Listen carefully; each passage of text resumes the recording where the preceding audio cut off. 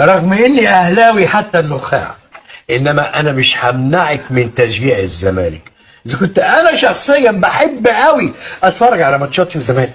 يا حبيبي يا بابتي، اخيرا اقتنعت ان الزمالك هي القلعه البيضاء. طبعا يا بنتي طبعا، يا سلام، دي ماتشات الزمالك بتبقى مضحكه ومسليه جدا.